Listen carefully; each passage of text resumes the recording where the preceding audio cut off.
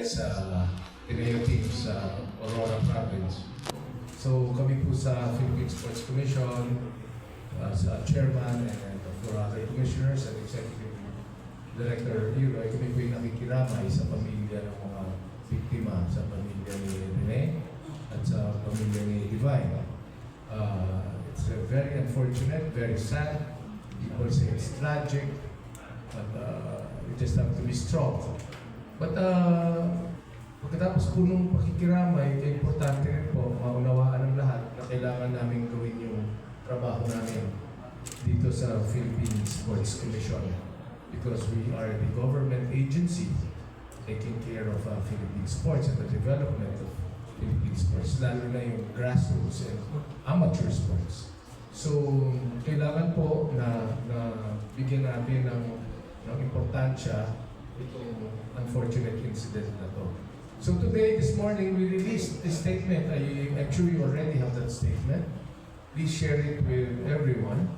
But I would like to inform everybody because it is the entire country is crying, no?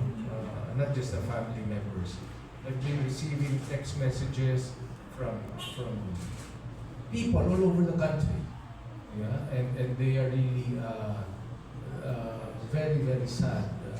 No words can explain that feeling for all of us. Diba?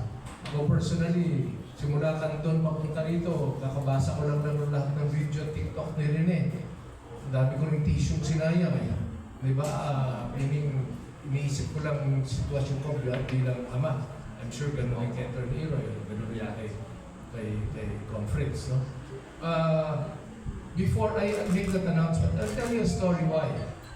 Nung nagdulo ako sa palaro, nung dumadaan yung Davao, sinabi sa akin ng congressman ng Agusan na si Congressman Basco, Alfred Basco.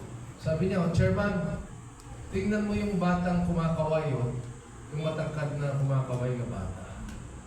Sabi niya, napunta sa Davao yan kasi gusto mag-aral. Pero taga rito yan. Umiiyak pa nga nung umalis. Kasi sabi niya, kung hindi lang mo kami mahirap, hindi ho ako aalis ng Agusan. So kumakaway siya. Yung gobernador, kinakawayan siya. Yung mga congressman, kinakawayan siya. So kinakawayan mo rin siya. Kaway rin siya ng kaway. Paano ko na-realize niya na siya si Rene? Kasi nung nakita ko sa Spin, nung article ng Spin, nakita ko na kinakausap na ni Governor Santicane yung nanay ni Rene.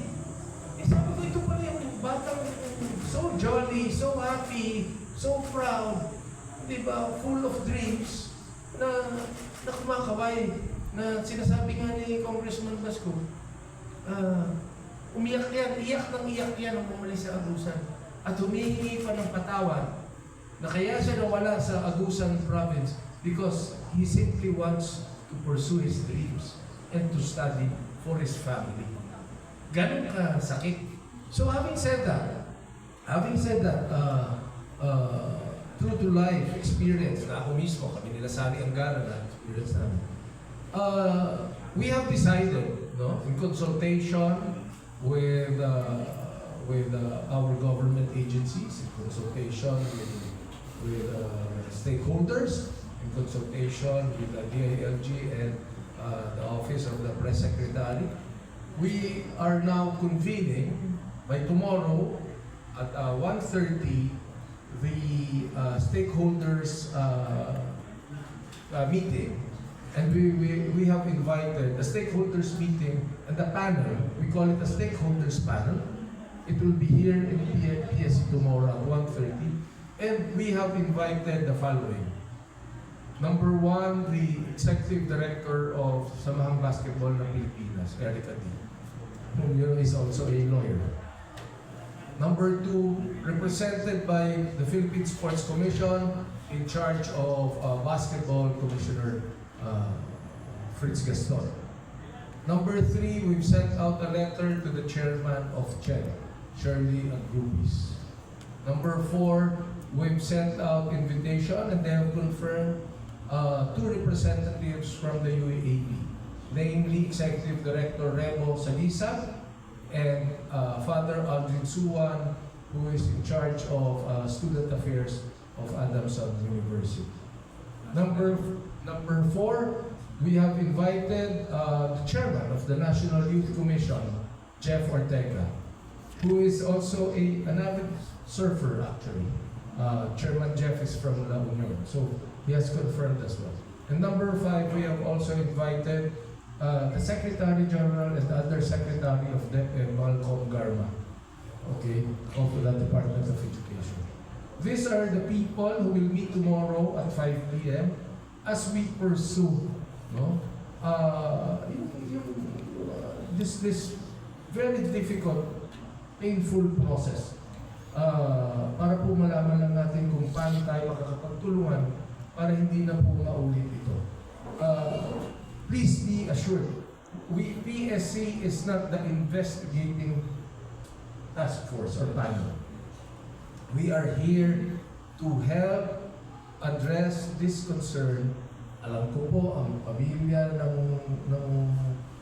ni Rene, pamilya ni Divine, talaga nagdadalamhati. Alam po namin na ang buong Ateneo community nagdadalamhati.